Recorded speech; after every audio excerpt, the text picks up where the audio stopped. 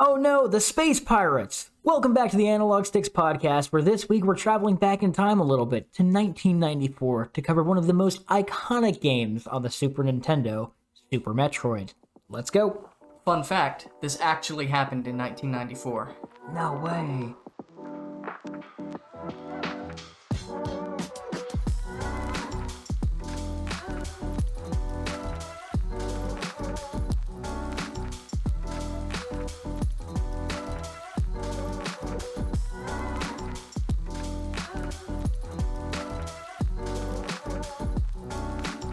All right, welcome back to the Analog Sticks podcast. Thank you guys very much for joining us for episode 4. My name is Rusty. I've got Cody joining me as always What's as up? my co-host. One whole month. It's been a month. It doesn't feel like it, dude. I'm really having fun with this. You know, relationships tend to celebrate their 1 month. How are we going to celebrate? Let's celebrate by talking about a game. I love that. Let's do it. All right. This week we are covering Super Metroid, but before we get into that, Cody, how are you doing today? I'm doing all right. I've been house sitting a friend and watching her dogs. One of them is a Chihuahua Yorkie mix. So that has been a very full and busy weekend trying to deal with that thing.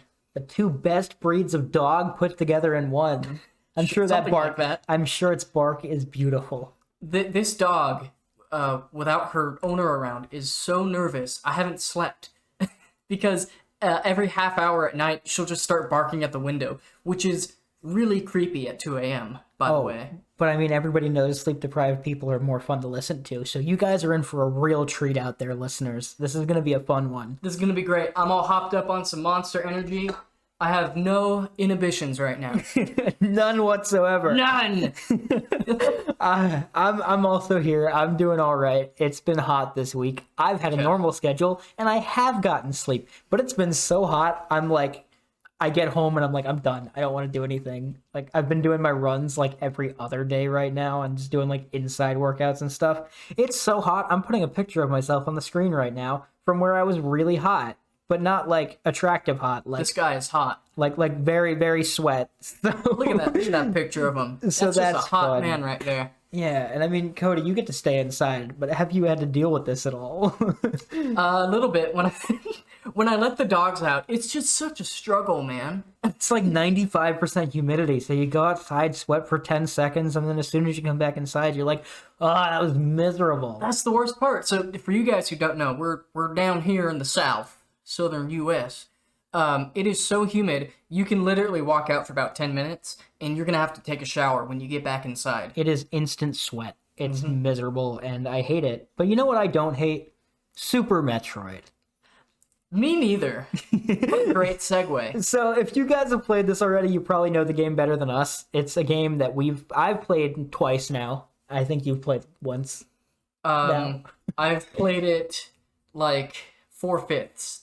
4/5. Okay. Yeah, so we've both dabbled in this game. We are by no means experts. So if we say some stuff that offends you because you're a super fan, I'm sorry, but this game's it's a fun one from a day before our time. Yeah, I have a few things to say before the burn. First is, this all comes from a place of love. I loved the game as I was playing it, despite it being new to me. So hopefully, if you're a veteran player, it'll be nice to hear a fresh-eyed perspective on the game. And if you haven't played the game, it's available on NSO, and if you hear it and want to go play it, you can do that there. So that's another cool thing. And then the last thing I want to say is, last week, I know I promised to be more prepared, coming with my own notes.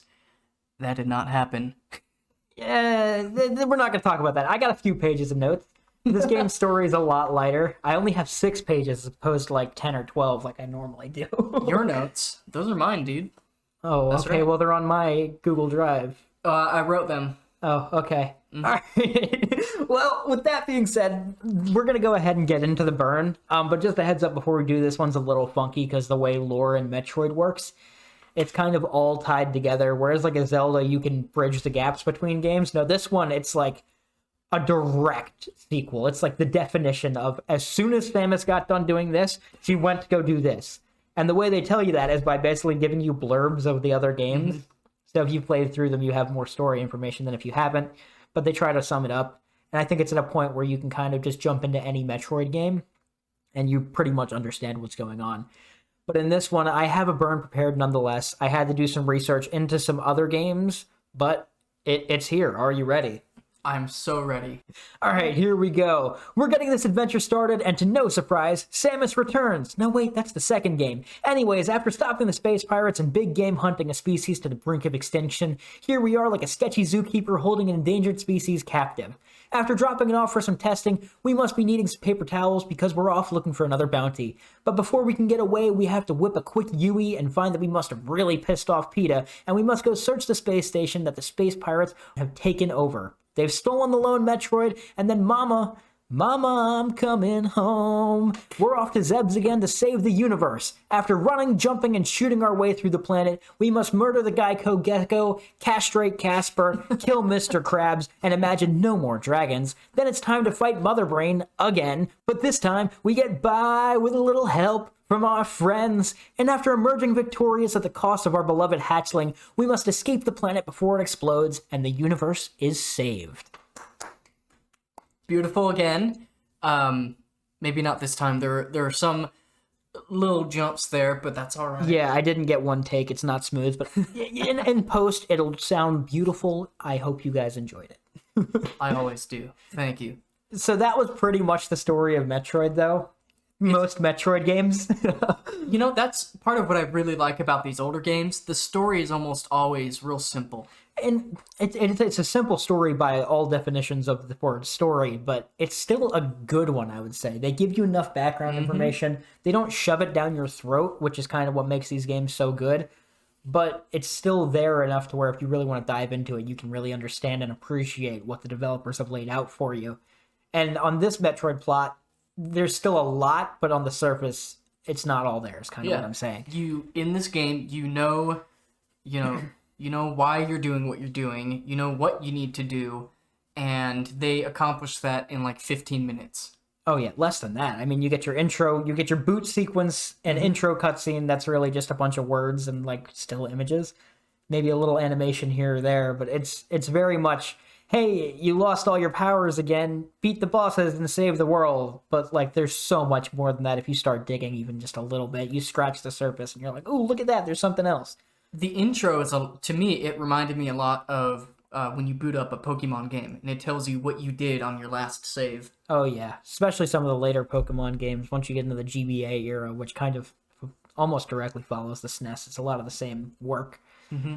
But with this game, they first tell you, well, there's an intro sequence where it's just a bunch of cool images. I really loved the whole boot sequence. It was very ominous for a Nintendo game, at least. Yeah. I mean, it's just like the music's really good, and then it's showing you the Metroid hatchling. And then you boot up the game, you start your save file, and it basically sums up the story of Metroid 1, telling you how Samus stopped the Metroids and Mother Brain on Zebes, to prevent them from using the Metroids as a weapon. Mm-hmm. And then after that, it tells you what happens in Metroid 2, where she chases the space pirates away towards the Metroid's home planet of SR-388 and wipes them out, except for one larva, which essentially, if you've seen Twilight, I hate the fact that I have, the one lone Metroid imprints on her after hatching and is like her child.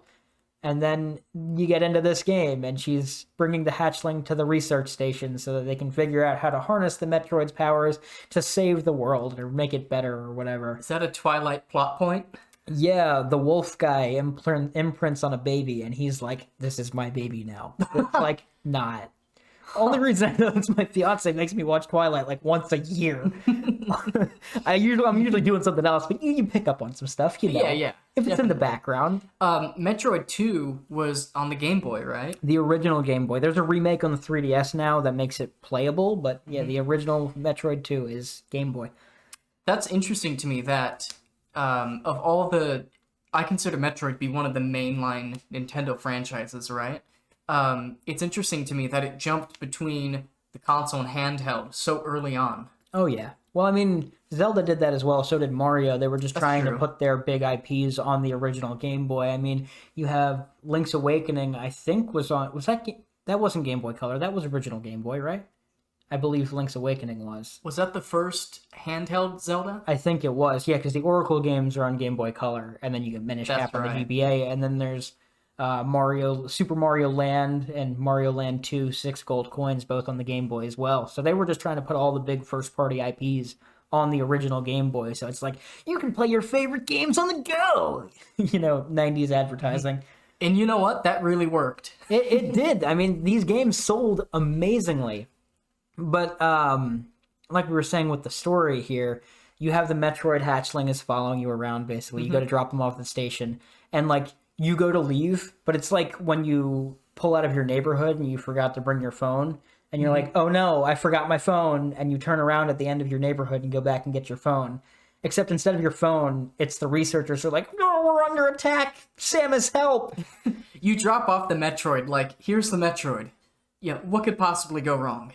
Yeah, it's in good hands now. Do your tests. I'm out of here. And then Immediately.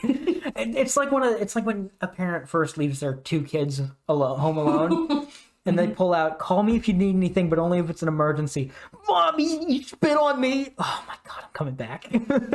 like that's kind of what this is. You go back and they were trying to research the Metroids for the betterment of society, but I was kind of wondering, this is a good question for you. What do you think the Metroids could be used to better society? I mean, they just suck the life out of things. Yeah, trying to think. I'll be honest, my off the top of my head Metroid knowledge isn't totally there. They could be researching its biology for, I don't know, longevity or something. Yeah, and I think the thing is, it's not just like, I've played Dread now, and I've dabbled in Infusion a little bit, so I have a little more of the lore knowledge, but I think that they don't just, like, suck the life out of you and eat it. They, like, extract the DNA from life forms or whatever. I think it could be used for some kind of, like, genetic engineering, crazy stuff like that. My first thought is, because that intro does talk about, having them study it for the betterment of society. I don't know what the general opinion on scientists were back in the 90s, but nowadays when I read that, my first thought is, oh, they're definitely not using that for the betterment of society. Oh, yeah, no, they're stabbing it and seeing, like, I don't know. Like, we think animal cruelty, because that's, like, what you hear about nowadays with any kind of animal testing. But, like, let's pretend it's in good hands.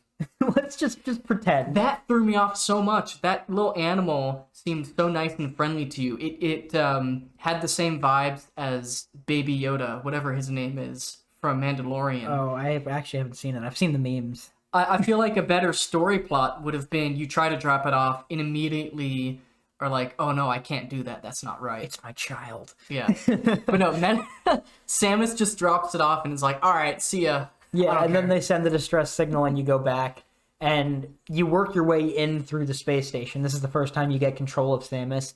It's an empty thing. It basically teaches you how to move around and run and jump and shoot, I guess. Yeah. You get to the bottom of the station and the hatchling is there in a room all by itself. Naturally, you're like, oh, okay, I'll get the hatchling and it's all good. But plot twist, a big old reddish-orange eyeball pops up, and it's Ridley. I was so caught off guard. I mentioned this before with the, what was it, Billy Hatcher and the Giant Egg. So this is an older game, so there's a part of me that's like, oh, I'm not totally prepared for how this game is going to be. I'm going to have to adjust to the gameplay since it's older. And so having a boss right in the beginning really threw me for a loop. I was panicking the whole time. I died the first time. I kept getting hit. I was like, what is happening? The funny thing with that is it's the first enemy you encounter is like the second to final boss. And it's just like, yeah, no, fight him. The thing is you can't actually die to the first Ridley fight, because if you get to 30 health or if you end up defeating him, he just kind of like, all right, I'm out. If you defeat him, he drops the hatchling, then comes and swoops and picks it up. If he gets you low enough, though, he just leaves. And now this is a typical Metroid thing. You haven't really dabbled in the other games yet. But now there's a timer, and you have to escape the station before it explodes. Yes.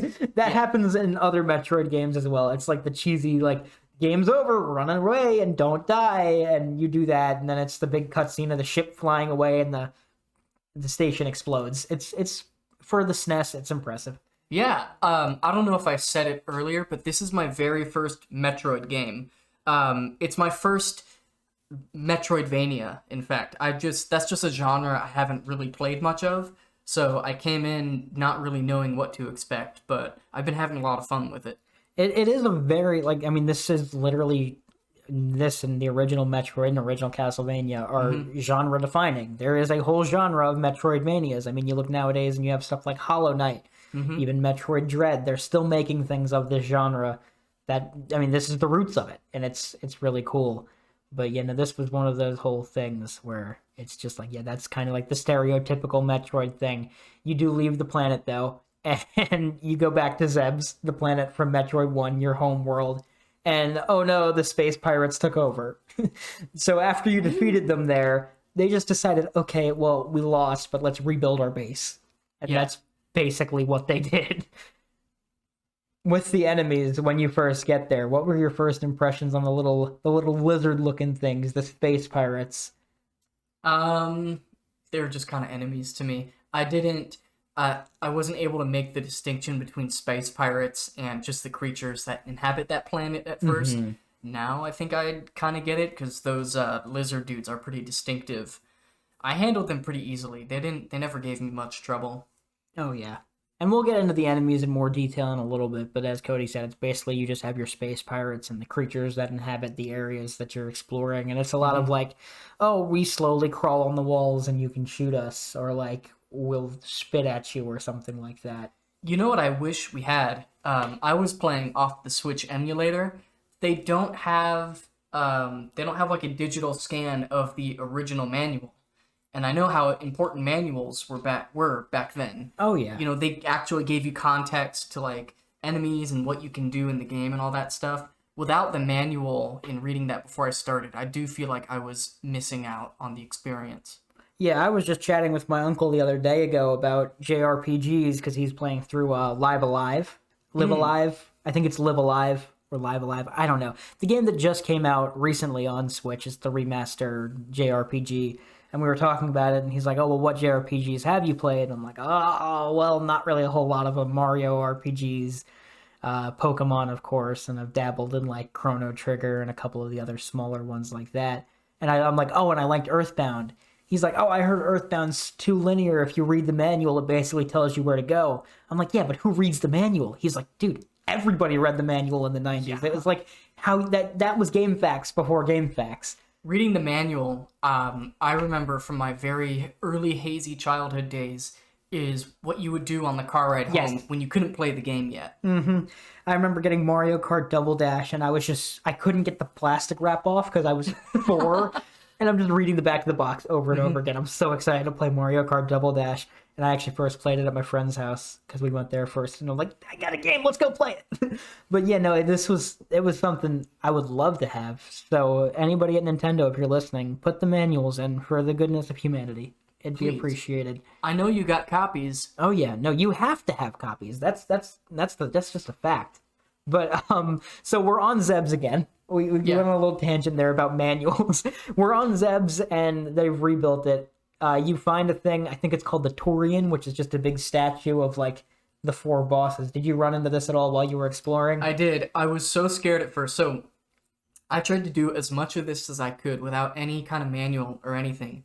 So when I encountered stuff like that statue, I was immediately sus. Like, oh no. I was like, what have I walked into? I'm gonna die. I had a very similar reaction. I started trying to shoot at it, and when it didn't do anything and I saw the door didn't lock behind me, I'm like, let's dip. And then I just left. That's actually how you get into the final boss area there. When you defeat all the bosses, they act as keys, then you can get through. I don't know what it is about the design of it, but I did eventually understand that it was the bosses. I saw Ridley and Kraid, and I was like, okay, those are the bosses. They must be activated or something. Yeah, and you have Phantoons also in there, and then what's the other one? The other main one? Dragon, yeah. The bosses are really cool. We'll really dive into them here in a little bit. But basically, you run through the planet and explore, and your goal is to defeat those 4 bosses to then get to Mother Brain and defeat Mother Brain so that you can basically blow up the planet and save the world again. It's a very straightforward story. What this game does really well is the combat and the exploration, as well as like the whole item mechanics. Because that's the other thing. Right now, when you first start out, you can't just go straight to the 4 bosses and win. You have to get the items necessary to defeat them. As far as the items go, I mean, you have stuff like the power bombs, the morph ball, your different kinds of beams, the space booster, all the different suits. There's a lot of stuff we're going to dive into here in a little bit, but you got to get that to be able to progress. And then once you do open I think it is the Turian, you can go in and fight Mother Brain there. And it's a whole really cool sequence. Now, you didn't get to finish the game this time around, did you? No, so playing on the Switch, you can do save states. I didn't know about the rewind feature. I wish I did. But I used save states, and I made a huge mistake where I played for a good 4 hours without actually saving in the game. And I got myself in a situation where my save state was at a place where I was just going to die. I couldn't get out of it. So I had to let myself die, and then I realized I lost all that progress. So this week, I might have actually beaten a game for once, but my own hubris led to my downfall. It's a shame. No, but you were pretty close. You were fighting Fantoon. You just from there it is pretty quick. You get the gravity suit and you move on and fight the last 2 bosses. It seems pretty like for me that was like okay, I'm close to the end because you've done most of the exploration. Most of the map is accessible. But then you go into once you do defeat all the 4 bosses, you go into the Turian, like I'm saying, and the space pirates have been trying to clone the Metroids. And they're called Mocktroids. You find them in like Kraid's Lair, I believe. Awesome. And they're just dumb versions of the Metroids. But then in the Turian, there actually are Metroids sucking the life out of stuff, and you have to try to defeat them. You're thinking, oh man, there's a bunch of Metroids. And when you're working your way through, there's a big Metroid. And it starts to suck the life out of you. Brings you to the brink of death. Literally, no matter how much health you have, it sucks all the life out of you except for 1 hit point. And then it stops. Then you're like, oh, well, what's this? I'm not going to do it like it's some big reveal. That's the Metroid hatchling. It realized it was you and basically stopped you from dying. And then it kind of just wanders off. It's like, oh, sorry about that. I'm going to go over here now. And then you can go refill your health, and then you get to go fight Mother Brain. There's a whole big section of that. But when you're fighting Mother Brain in the big robot chicken dinosaur phase, it looks really impressive. Basically, Mother Brain does this big rainbow beam that does 300 damage. And if you survive the first one, she goes to do it again. But that hatchling comes and attaches to Mother Brain and starts to suck the life out of Mother Brain before it can do anything. And it's crazy. Like, this is one of the most... I don't even know how to explain it. It's a very good kind of cutscene for SNES qualities, I would say. Yeah, and it's impressive to me how much emotional, what would you say, stock is put into that scene. It conveys emotion very well without having a single word spoken. Yeah, which I think is also pretty impressive for the Super Nintendo. Oh yeah, and I mean, at the time, that was probably like one of the biggest story-driven moments ever, outside of like Zelda and probably a couple of RPGs, I'd imagine. Yeah, even then, Zelda... By the Super Nintendo, it was just the first 3 games, right? Yeah, you have Link to the Past, Zelda 1, and Zelda 2. And Link to the Past did a really good job at story as well. But when I played through that game, I never felt like the big, oh, this is it, this is my thing. No, it's just like you're fighting Aghanim. Nothing in that game hits like watching the Metroid save you. He saves your life, turns Mother Brain into a thing of dust, which is kind of what happens to the Metroid when they finish a target off. And then it starts healing you. Like, it attaches to you, and it's filling your health all the way back up to full. But then Mother Brain starts to twitch a little bit again. It just starts moving and then starts blasting away at the Metroid and eventually kills it. And if you look into Metroid Other M for the Wii, I've heard that game's terrible, haven't played it, but basically they provide the backstory. The Metroid gets blown up and falls onto Samus. You then get the rainbow beam, I don't know what it is, and you just nuke Mother Brain, basically. And then you have to flee the planet and save the day just like that. That's basically it for the story, but the impact it has, according to Other M, is that this was like, Samus was like, this is my child, I'm depressed now. And it's really kind of like, yeah, we got that, but then the way they convey it in that, if you watch the cutscenes, is a little like, it's a Wii game. It's a little more gross than this kind of pure, just, I guess you could call it environmental storytelling, but it's not just the environment, it's an action telling a story. Yeah. More observational storytelling, I would say. I think that's safe. I might have made that term up entirely, but I think that's the best way I would describe it. I love it. I think this is one of those games that really plays to its strengths. Being an SNES game, those are always the best ones. You know, it's super polished. It's fun to just move around and shoot stuff. Yeah, really fun. But I don't want to get too much into that before we get to the next section. Oh yeah, we're going to dive into a couple of other things here. First thing I wanted to talk about was the level design. It feels very labyrinthian, Mm-hmm. if that's a word. You're basically always in a maze, and that's kind of the whole point of the game. There is to find the path forward is your goal. You're trying to find the path to the bosses and continue to move on. And one thing I always felt was cool is that you walk past a path. I didn't take any notes or anything. Well, I mean, I took Mm-hmm. these notes while I was playing the game, but I didn't take any notes like door here. But that's what people would do in the 90s, obviously. And it's like you have to remember where the doors are because you're going to be running back and forth Yes. when you unlock something else to open said door and progress. I found myself getting lost repeatedly at the same sections, and something that just absolutely crushed my soul is I was playing through and I got into Brinstar, I think, and I'm in the little green bubble area. Yeah, Yeah, that part was weird to me. It's only a couple rooms there, right? yeah, that was where I got stuck. I'm like, there's something I'm missing here. I'm going to take a step back, take a breather, and I'll come back in a little bit. And I went to go make a save state because I too was playing on the Switch emulator. And I saw that the last time I was playing the game, I made a save state at the exact same spot. Like the exact same spot. And that, I'm like, oh, hell no, this is not getting me twice in a row. And I buckled down and I found the way out and I Nice. felt so accomplished. I'm like, I am better than this game right now. I never had a problem with getting lost. I just have super big video game brain. I don't. Remembering where I am, that's like the only thing I'm good at though. I'm good with motor controls, not at like memory. That's kind of my general function. For me, maybe it's all the Minecraft I play. I'm good at the whole spatial part of it. Yeah, I'm not good. I played Minecraft once when I was like 15. You were there. Oh yeah. Well, you had a crappy computer for that. Oh yeah, I was running on like a Lenovo from 2009 that my grandmother gave me. It was great when it worked, but then I installed malware because I was like 12 and I didn't know what I was doing. But yeah, good times. So for me with level design, my biggest worry was going to be the backtracking. I hate having to backtrack in anything, and I knew coming into a Metroidvania that that's a big part of the game.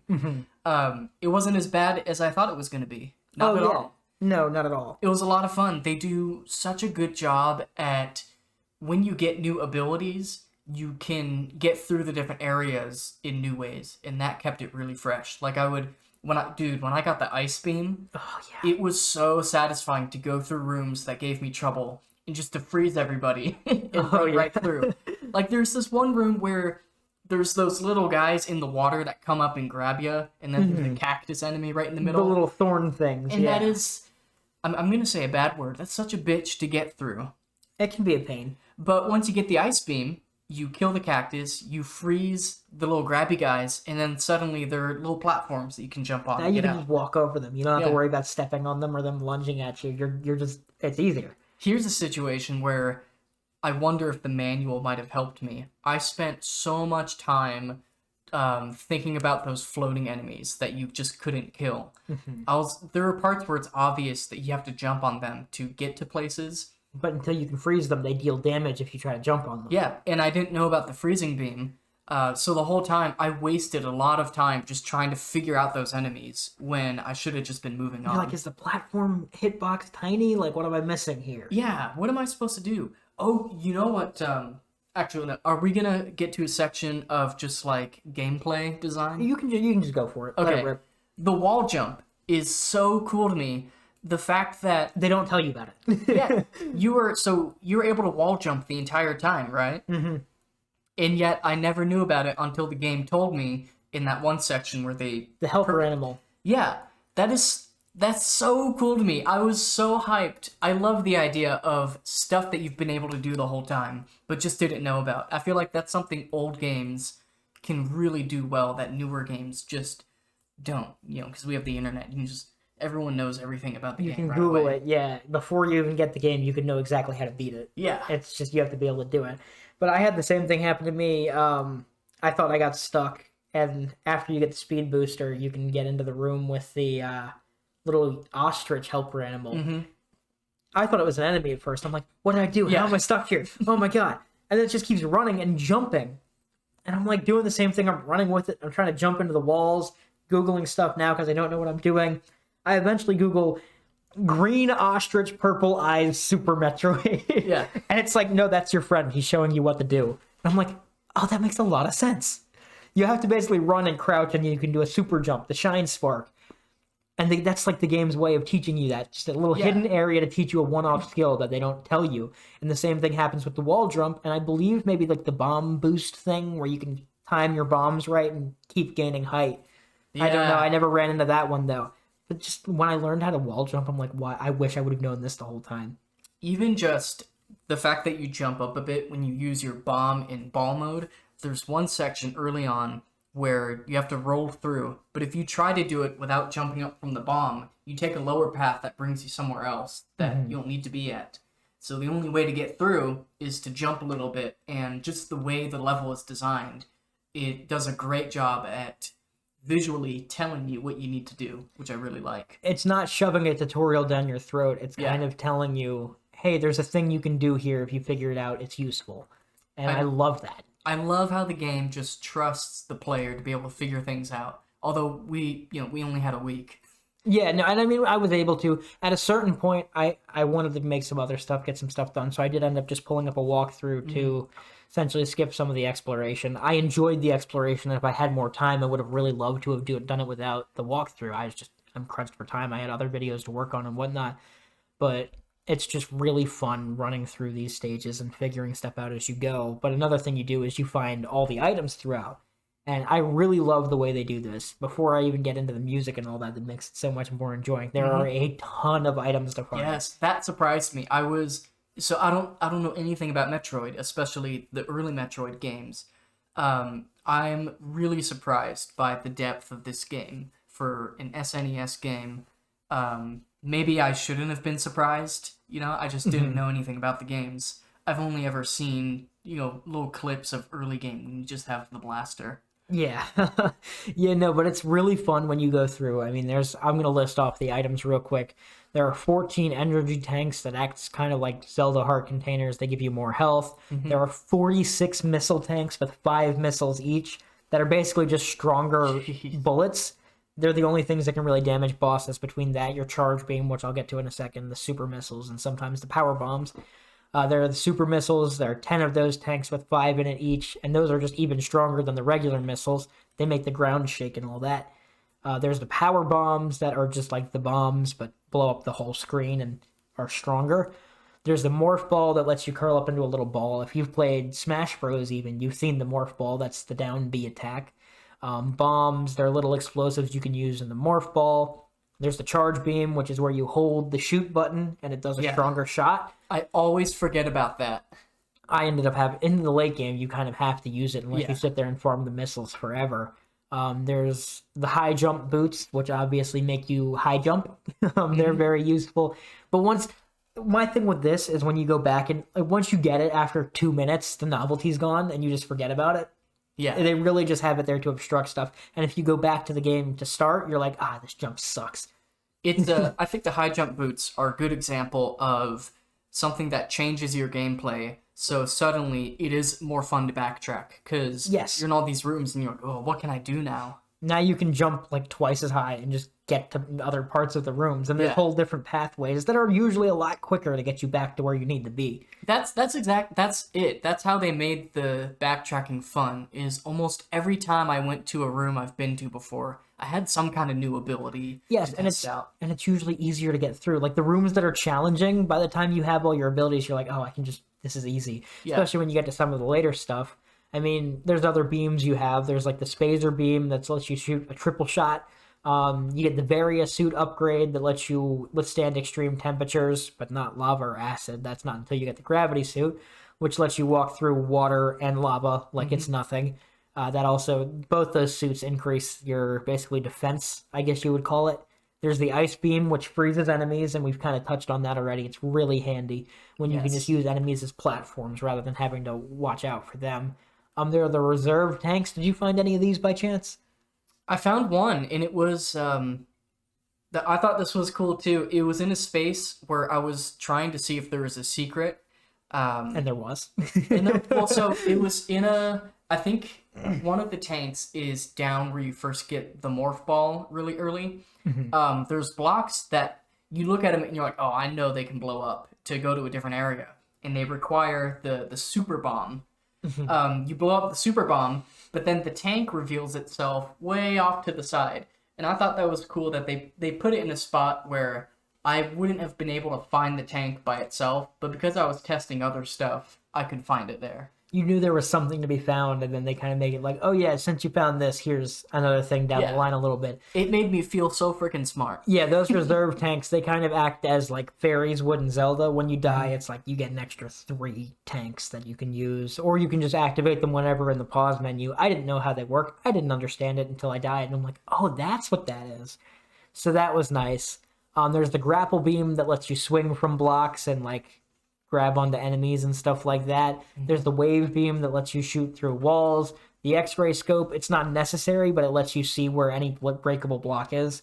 So it makes the collection a lot less tedious. You're not just shooting at every wall. One thing I always found myself doing early was I would just go into the morph ball and press left B, left B, left B, left B, left B. Well, X rather, not B. And just trying to see where the breakable blocks were with the bomb. And that basically cut out all of that, which was nice. Bombs aren't like, you have an infinite amount of bombs, but it's still a lot less tedious that way. Yeah.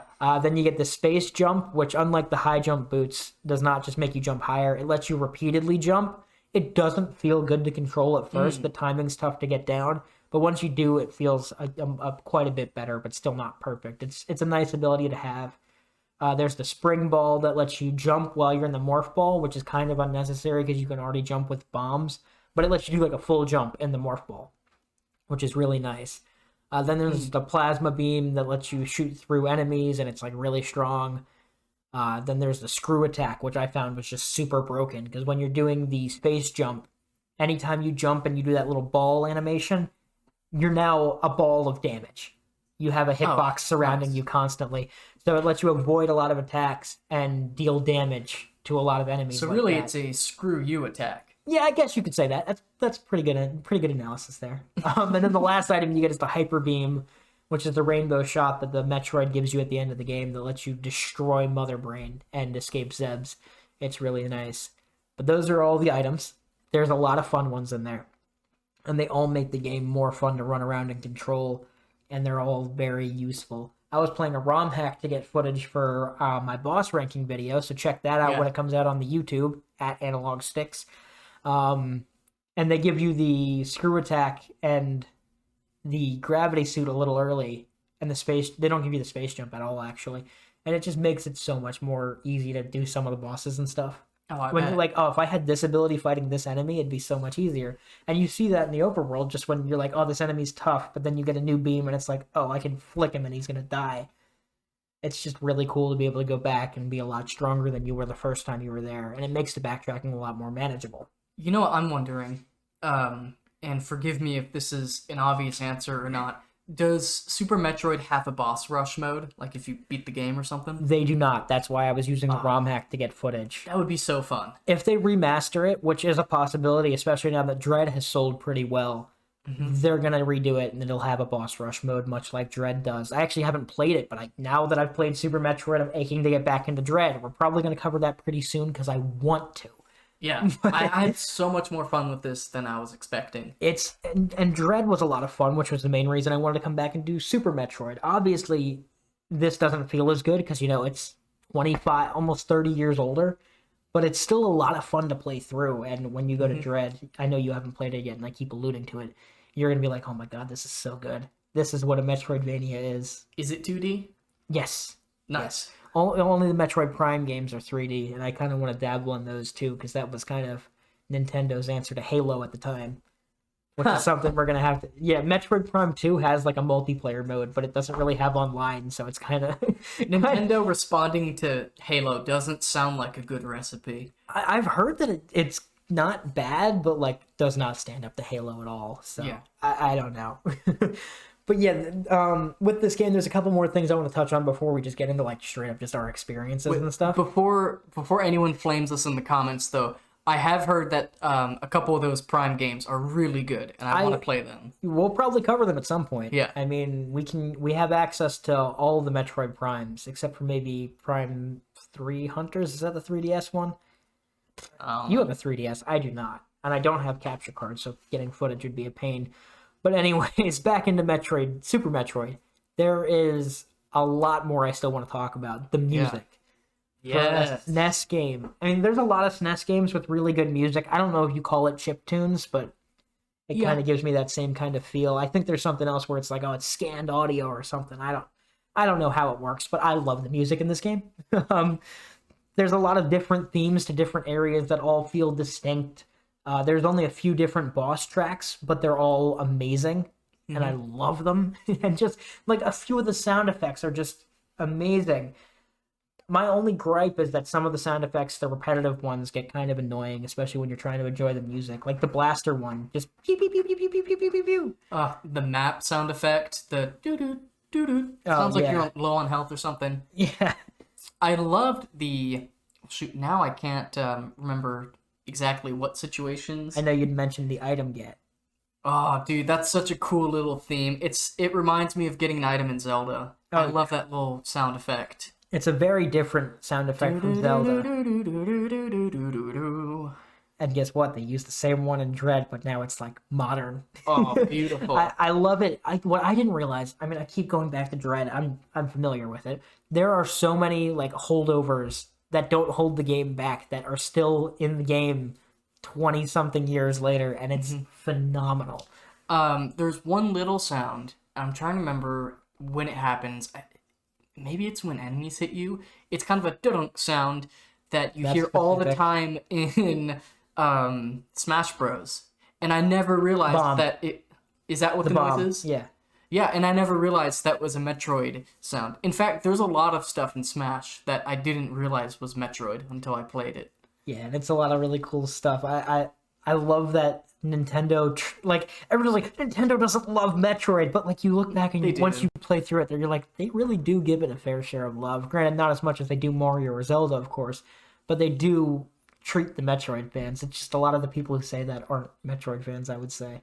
Yeah, Metroid does take up a lot of the fabric of, like, general Nintendo aesthetic. Oh, yeah. It's cool to finally get that experience and to be able to look back and see where that game injected itself into other Nintendo IPs. And it definitely has. I mean, you even see it in newer IPs like Splatoon. There's a lot of kind of similar concepts that have bled through from Metroid into another third-person shooter game, Splatoon, and it's really good. I've only dabbled in that, played a couple of multiplayer matches, but like, it kind of reminded me of that a little bit when I was playing through these games. Yeah. Yeah, I don't know if you dabbled at all, but it's a lot of fun. Another thing that's really fun in these games is the actual bosses. Yes. I love the bosses in this game. I'm going to go ahead and list them off, and then we can kind of touch on the ones we like the most. So there's obviously Ridley. You get the first encounter with him, where you can't beat him or die to him, and he steals the Metroid. Then there's the Chorizo statue, which is a Chozo statue you would normally just get an item from, but it comes to life and tries to kill you. I gotta say, my biggest... I have a complaint with this boss. It is that after having to fight him, I was scared anytime I got an item. Like, oh no, is this one going to come alive too? I would look at the room before I get it. I would make a save point, and I would observe the room and think, does this look like a room built for fighting? There's some rooms where it's like, all right, we're safe. There's 3 square feet of area here. Yeah. It's not going to work. But there's some rooms where there is like a little ledge and a platform, and I look at it and I'm like, no, he's going to come alive, isn't he? And then they don't until the end, and I'm getting to that though. There's also the Spore Spawn, which is a big genetically engineered, honestly kind of reminded me of the Bokobabas from Zelda, but it's like dropping spores from the ceiling and you have to shoot the core. Then there's Kraid. If you're familiar with Metroid, you're familiar with Kraid. He's just a giant lizard crocodile monster. Really cool looking. Probably my favorite fight. Spoilers, teaser for the ranking video. Then there's Crocmire, who's a big like fire crocodile lizard thing. Yes. Very different looking from Kraid, but still reptilian in nature. That one gave me trouble because you have to push him back in order to beat him, right? The phrase I used in the ranking video, if you haven't already, go check it out after this. It's not coming up till Wednesday, so if you're watching this on Monday or Tuesday, it's probably not up yet. But Crocmire is basically shooty space fencing. You're trying to push him to the other edge, and there's a spike wall at the back, so if he pushes you back enough, he's going to get you that way. And he can't actually just take damage and die. You have to push him into the lava pit at the end of the room. Luckily, I remembered the charge beam, because I kept running out of missiles. Yeah, the charge beam is nifty there. But after him, you face off against Fantoon, who's a big one-eyed squid kind of ghost. Throws blue flames at you, moves around the screen, turns invisible, all that fun stuff. And then there's, I think I'm saying this right, it's Botwoon, who's just Volvagia. I said Volvagia, oh my god. Volvagia from the Ocarina of Time Fire Temple. Even though this was first, that's like my first thought. That stands out in my head there. It's shoot him in the head, and he throws stuff at you and dances around the room. There's Dragon, who's like a crustacean dragon kind of thing, who swoops in and out and spits goo at you and tries to grab you. There's some cool stuff with him. Then there's the golden Terizo statue, which is the only other time one of these comes to life, and you don't even get an item from him. It just drops from the ceiling and tries to kill you. It's a much harder version of that same first fight. Then there's Ridley again. This time you can actually fight him and kill him. He's a tough fight. And then there's Mother Brain, and I could talk about the Mother Brain fight for a while. There's a lot I like. There's still some stuff I don't like with it. I'll dabble in that. Do you want to start there, or do you want to start at the top? Let's start at the top again. Okay. And just go through the bosses one more time, talking a little bit more about them. So Ridley, I already said it in the start, caught me way off guard. So I didn't die to him, because you mentioned you can't die from him. I don't know what I'm remembering then. He probably just kicked your ass and left. Oh, I'm sure. I was, way earlier in the week, fighting him. I remember beating him and thinking I was good. I was like, I did that. Oh, yeah. Meanwhile, you probably flicked him once or twice. Yeah, now it's been revealed to me. No, I was just so bad the game took pity on me. And then you get into the Chorizo statue. I feel like we covered him pretty good. It's not a hard fight. It's just the first one, and it sketched Cody out the rest of the game. As for the Spore Spawn, I don't know if you found the same strategy as I did, but I just hid in the corner, and I would jump up to shoot him. Yep, pretty much. Didn't give me too much trouble. I mean, you're shooting up and diagonally to not get hit by the falling spores, and then you blast him in the core. I ended up... I beat him with more health than what I started with because I was so good at getting the little spores, getting energy from them. And it's not hard to not get hit. It's a pretty easy fight, but it's like the first real boss, even though it's not one of the 4 main ones. But I enjoyed that fight. For the difficulty scaling on this game is beautiful, unlike the last couple games. Until you get to the very end. That's true. I didn't get to the very end. Yeah, no, because you go from Spore Spawn, and then... Do you fight Crockmire or Kraid first? I think I might have them out of order here. I fought Kraid second. Okay. Yeah, because when you get the map, he shows up on the map. So I beeline for him as soon as I could jump up to I didn't get there. notice that. Yeah. But Kraid was probably... it's in the top third of the fights in my listing. Go watch the ranking video. Again, he's a big lizard. He throws claws and shoots bone pieces out of his gut. You gotta shoot him in the mouth to deal damage. It's a 2-phase fight that I absolutely love, because at first, he's in a big bed of thorns, and he just pokes his, from the chest up is sticking out, and he's basically throwing the claws and spitting some rocks at you. And you just have to shoot him in the mouth. His design is just so cool. It's bigger than the screen, and for me, when I was playing, that impressed me. I don't know if an enemy being bigger than the screen was common at all back then, but I imagine for a kid playing that back in the 90s, that must have been terrifying. Oh, yeah, no, it was... and it still holds up as a really good fight today, because after that first phase, once you shoot him in the mouth a couple of times, he decides he's going to break through the ceiling. And this, I mean, granted, it's not like an impressive cutscene or anything, but just the concept of the boss being like, all right, that's it, I'm going to stand up now. Yeah. And then now he's shooting stuff out of his stomach, and there's a couple of little platforms floating in the air you have to stand on. And in my experience, if one of his claws or something hits you, you're falling down into the thorns, and then you got a platform back up. Granted, it's only like 1 or 2 sets of platforms, but it's still, you're trying to stay up there and not get hit, and there's projectiles everywhere. It's a really fun fight. It's like a really early Colossus fight. Yes, very early, but it does a very good job. There's Crockmire, as we were talking about. He doesn't take damage. You have to shoot him in the mouth to push him back. But the thing is, his attacks include spitting stuff at you and not moving, or moving forward. And that's his only attacks. So you'll work all this way and get him so close, and then he's like, I'm just going to move forward a bunch of times. Every time he goes to move forward, though, he opens his mouth, so you have an opening to push him back. And it does a little more than he would move forward, but it's still kind of annoying at times. But it's still a fun fight. Then there is Fantoon. Fantoon's not that tough. I mean, it's not an easy fight by any means, but it's not like incredibly challenging. Yeah, I beat him the first time I fought him, but this is where I had that save mess up, and so I had to go fight him a second time.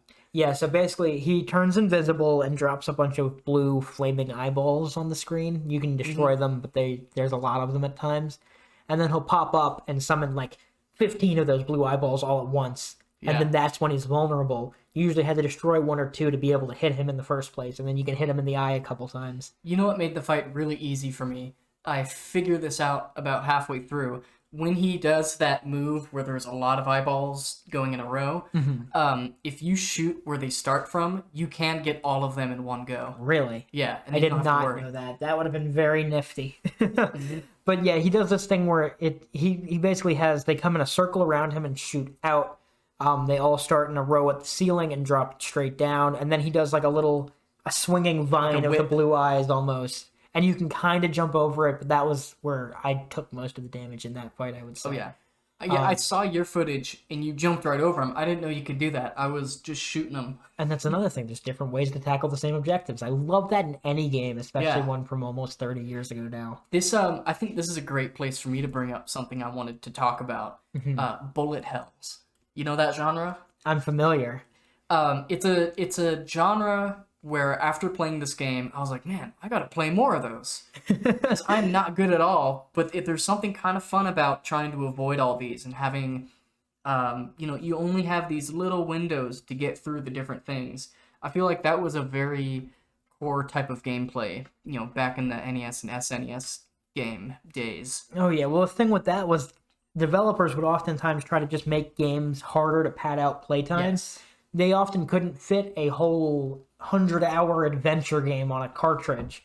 So they would just try to make games a little more challenging so kids would have more time to play with them. Something my uncle actually told me a while back was that they would make games to where when kids would rent them over the weekend, they Yes. wouldn't be able to beat it in the one weekend and return it to Blockbuster on time or whatever. He's like, we would get a game Friday as soon as we left school and we had to return it by the end of the day Sunday. He's like, if we couldn't finish it by the end of the day Sunday, we were all like devastated. Yeah. And this was one of those ways they would try to counter that, was just by making things a lot tougher than they could have been. But it's not like overwhelmingly challenging. When you have save states, it's manageable. Yeah, not in Metroid. The dodging the bullets on the screen like that, though, I think that's another one of those parts of the language of video games back then. And the average kid, the average gamer back in the 90s, probably had some decent skill, dodging attacks like that. Me, on the other hand, I don't play those older games much, and so when that happens, I'm useless. I'm just jumping around like, oh Where's the parry move? That's another thing. In Metroid Dread, they give you a parry move. Yeah. So it makes it a lot more fair. Another thing is like you play games like Punch-Out or Super Punch-Out, and it's like your whole thing is you just have to learn how to read the attacks. Yeah. And your thing is you're getting good at dodging the attacks, and it's the same in this game. There's a little tell each boss has when they're going to do their attack, whether it's like starts to pick up the hand or something like that. In Mother Brain, I got pretty good. I fought Mother Brain a bunch of times, mostly because ammo restrictions, but it's a lot of fun They feel learning like the attacks. they're like the very seeds of some of those Soulsborne mechanics. Oh, yeah. Yeah, no, definitely. I mean, this could have been Souls before Souls, if that's something anybody's ever said before. Yeah. Is that something? I wonder if there's any good videos talking about that. The parallels between Metroidvania and Souls likes. I Yeah. feel like Soul games are they're a pretty good 3D version of a Metroidvania. Oh, yeah. It's the same thing. You got to learn how to defeat the boss and work your way. Like, you're going to die a bunch of times trying to defeat this boss, but it feels so satisfying to beat it once you get done. So, yeah, once you get done watching this or listening to this and then watching my ranking video, then you go find comparison and analysis between Souls and 2D Metroid. And if there aren't good Metroidvanias. ones, tell us and we'll make a good one. I won't. I'm not making that work for myself. Cody will do it. There we go. You got it. But after we finish up Fantoon here, then we're off to face Batwoon. You watched the footage of this one. I don't think you made it this far. He's an underwater snake, red snake. It literally reminds me so much of Volvagia from Ocarina of Time. And I know that this boss came first, and they probably modeled Volvagia after Batwoon.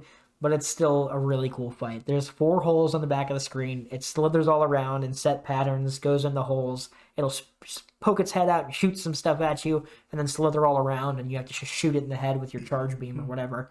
So that statue near the beginning with the bosses, there are only 4 bosses there, right? Yes. So, not Fantoon. Was Batoon like a secondary boss or something? I think they're technically mini bosses. Same thing with like Spore Spawn and the Chorizo statues and all that.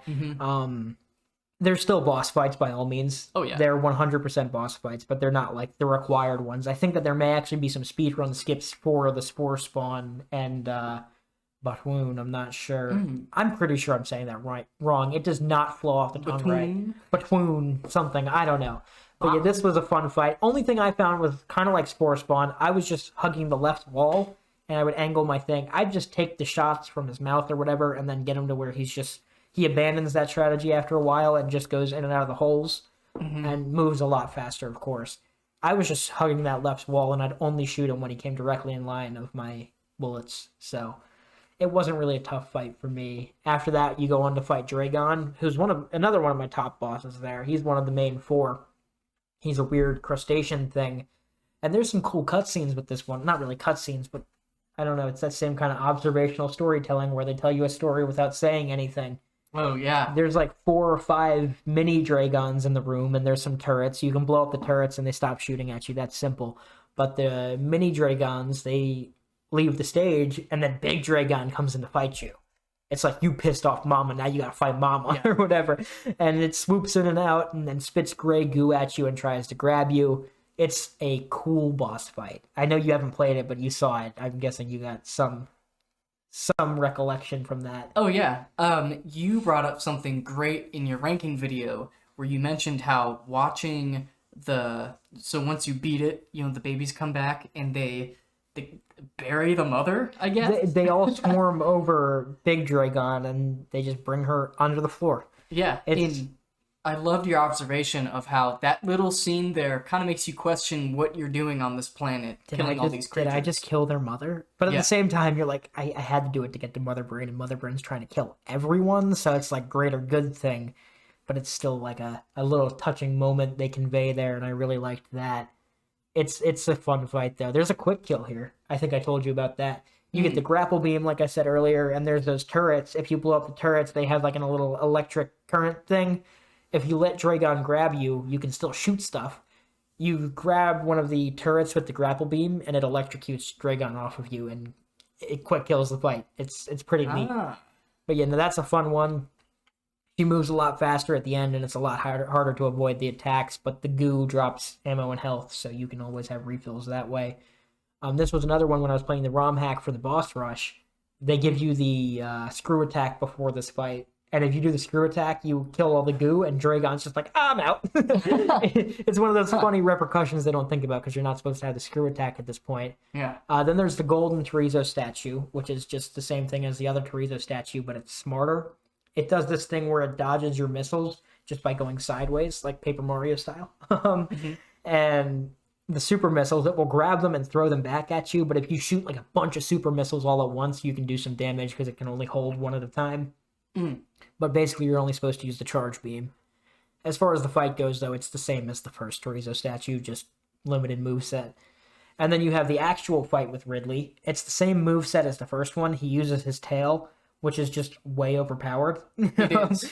The tail, if you touch it at any point, it can damage you. Whereas if you bump into Ridley or the fireballs he shoots at you in your screw attack, you don't get hit by them. But if you hit the tail, it breaks through the screw attack. And it's like the big thing, like, just don't touch the tail. What I found was jump around using the space jump, avoid the tail, and after he attacks, shoot. And then fall down, space jump again, avoid the tail. That was my big strategy there. But he uses his tail like a whip. He uses it like a pogo stick. And then there's acid pits on the side of the room you have to try not to fall into, but it feels fair if you do. Basically keeps you from hugging the wall there. But I enjoyed this fight thoroughly. And then there's the big Mother Brain fight. And this fight is awesome. I'm sad that you missed it. I know, me too. Well, honestly, this game is good enough to where I'm probably going to go back and just finish it. Oh, yeah. It's worth finishing. I mean, worst case, you can just do the boss rush. But with the Mother Brain fight, what really gets me is the room before it just pisses me off. Because there's turrets, and I call them laser donuts. They're circles of energy that slowly fly through the room, and you have to avoid them.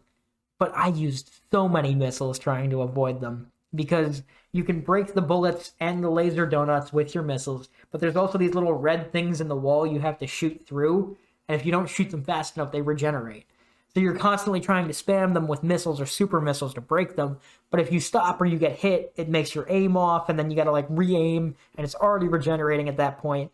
So I would go into I would go into the Mother Brain fight often with, like, 15 missiles left. It's like, I do not have enough ammo for this fight. And there are no refills in the Mother Brain fight.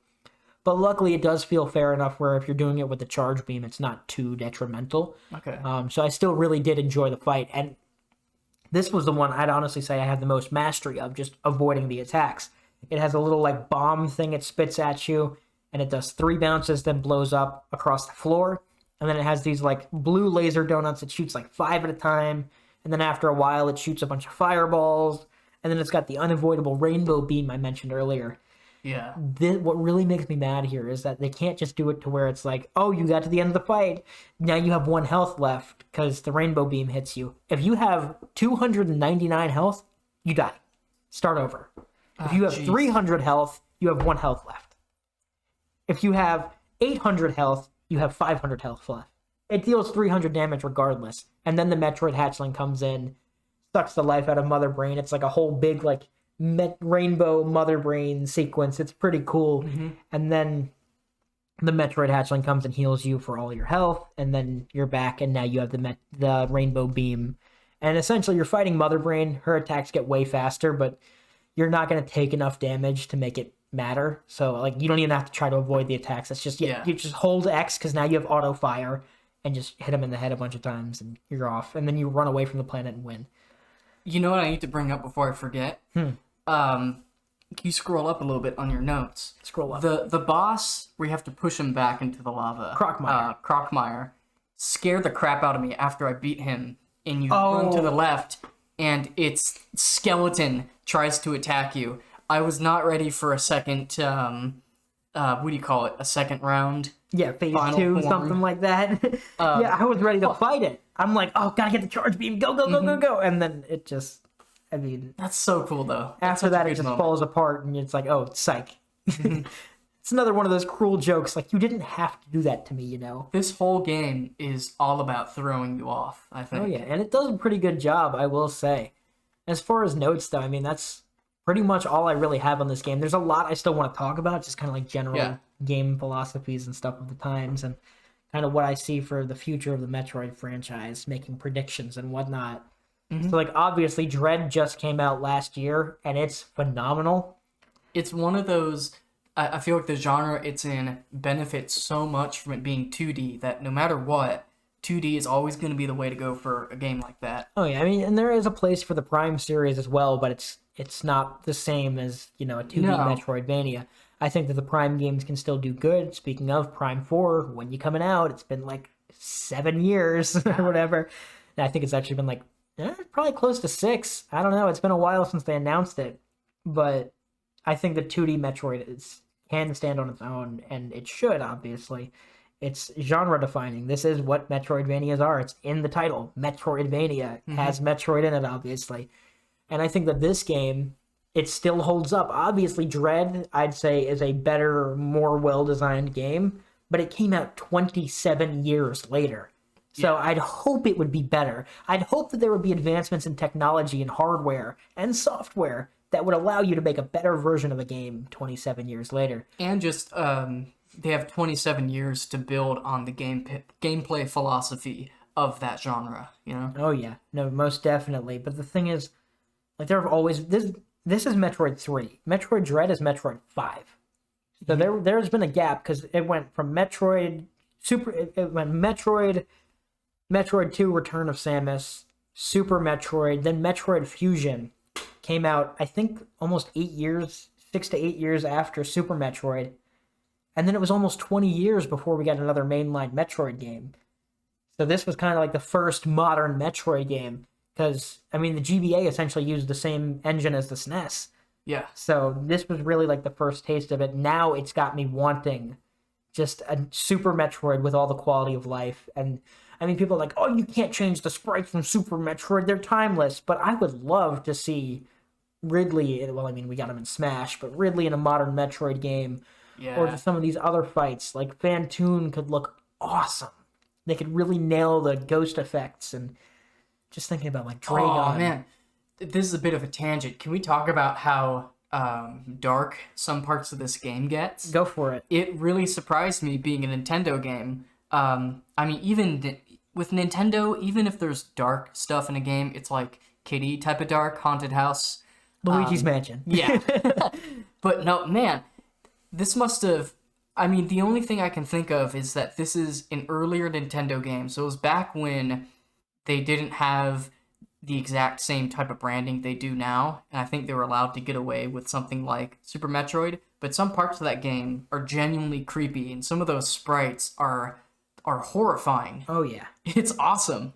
I mean, just like the whole wrecked ship. It starts out, it's a little darker because Phantoon's sucking the life out of the energy out of the ship, and the enemies in there are all like the space pirates in there, and then there's like robots and ghosts, and it's like you got to try to avoid them, and then there's like little turret things. The way they handle atmosphere, especially for a game from 27, 28 years ago, is just, it's incredible. They make it feel like you're in a wrecked ship, even though you're just in a square room with a bunch of pixel art. Yeah. And I love that. That's another cool thing. So when Super Metroid came out, I feel like that was like the peak of 2D gaming. It was so polished. You know, every aspect of that game just looks right. There's nothing missing. There's no janky parts of it. I love seeing that type of Nintendo quality on those later 2D games. Oh yeah, I'd say I feel like everything controls really well. You said no jank. It really is quite a polished experience. It feels good. There's never any one point where I'm like, oh, this kind of sucks. The only thing I have to complain about is the space jump. And if you really dive into the mechanics of it, basically you have to jump, and after the peak of your jump, once you drop one block in height, you can jump again for like a small window. It just kind of feels like you should be able to mash the jump button and keep jumping. And that's like my only gripe with anything in the controls of this game. It's a bit like the wall jump. I feel like the only jank is user fault. Yes. Yeah, no, the wall jump. So the way it works in Metroid, it's not just like you run up the wall like in a Mario game and you press A again and you kick off of it. You have to jump into the wall. You have to be in the little ball, so you have to be moving when you jump. And then you have to jump into the wall, press away from the wall, and then press A. Yeah. Or at the same time, but I found that there's a little bit of leniency if you press away first and then press A, and you can jump again. And it feels really satisfying to pull off. It's just a little uncomfortable to get the hang of. But once you get the hang of it, it feels so natural. I don't know if you feel the same way with it. No, I do. It did take me a minute to get the hang of, but once I did, I was jumping everywhere. Oh, yeah, no. I found it way later than you did, it sounds like. But once I found it, it's like, I wish I had this the whole time. But now I have the space jump, and it's like, I kind of don't need it. But it was so you found out about it after you got it? No. I found it just before I had the space jump. It was... even still, it was so much fun to play with. And when I was going back through the ROM hack, check out the rankings video again. You can see me. I just use it everywhere because it's so nice to use. I use it in the Phantoon fight, in the Kraid fight. I don't think I used it in the Spore Spawn, but there's a couple of others. I found out about it, I'm gonna guess, like, as soon as you're physically able to. I accidentally ended up in that room, and it took me forever to figure out how to get out. But there are some items that I got early because I would just wall jump instead of doing the swinging that they expect you to do. Yeah, I found out about it after I'd already had the grapple beam as well, so it was a little disappointing at that point, but it was still nice to have. At that point, I knew I played Dread, and in Dread you still have the same like kind of bomb mechanic where you can time your bombs out and find that rhythm like the 2, 2, 2, 2, and you can continually bounce up. I was trying to do that on these giant chasms, and it would take me like 10 minutes to do it. But then I could do it, and I'm like, I wish I knew the wall jump. And that would have been so nice. I had a lot of fun getting to the top of the planet where your ship is after getting all this movement stuff and just running around, Oh yeah, no, it's really nice. And everything. Yeah, you can see how high, and there are like little nooks and crannies you can climb. There's nothing there. There's no point to it, but it's still cool to see how high up you can climb. It's a little playground. Yeah, it's a lot of fun. Like, the movement just feels fun. It's awesome to run around and jump and shoot stuff and platform through it all. I love the way this game is designed. And before this, I'd say I was a guy who liked Metroid Dread. Now I'm going to say I'm a guy who likes Metroid. Yeah. I want them to put Metroid Fusion on the Switch. So get those GBA games on there already, and then I want to play that. Yes, and I'm so glad that I've opened myself up to Metroidvanias. I feel like there's just a whole list of games now that I think I'm ready to try out for the Cody's first time. downloading Hollow Knight as soon as he gets home. I've actually heard that one's like legitimately quite hard. Which one? Hollow Knight. Yeah, that might be fun. I don't know. I haven't played it, but yeah. So you know what? I have played a Metroidvania. What's it called? I don't know. It's a Brazilian indie game. Man, what's the name of that I'm about game? to Google Brazilian indie Metroidvania. Please do. It'll probably bring up whatever that game is. But there's a really fun mechanic of you're only allowed to jump on walls. And so to get around, you have to have the right walls showing up. Is it the Light of Darkness? Dandara, that's what it is. Dandara. It was the first one. I looked at the second one. My bad. If you're into Metroidvanias, that's a pretty good game.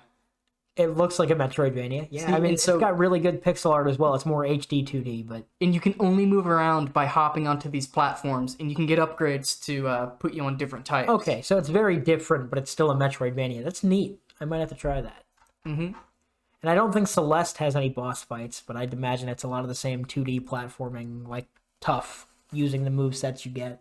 I think you have your whole moveset from the start, though, so that might be a little different, but it's still cool. I could sit here and ramble on about Metroidvanias for a while. It's already been an hour and 11 minutes. I didn't even realize that. This episode flew past. I really gotta pee, too. Okay, so we're going to wrap this one up. Thank you guys very much for listening. If you haven't already, check out our Twitter, check out our Patreon, check out the ranking video. But if you haven't gone to check out the ranking video, that's on you. I've told you like 15 times.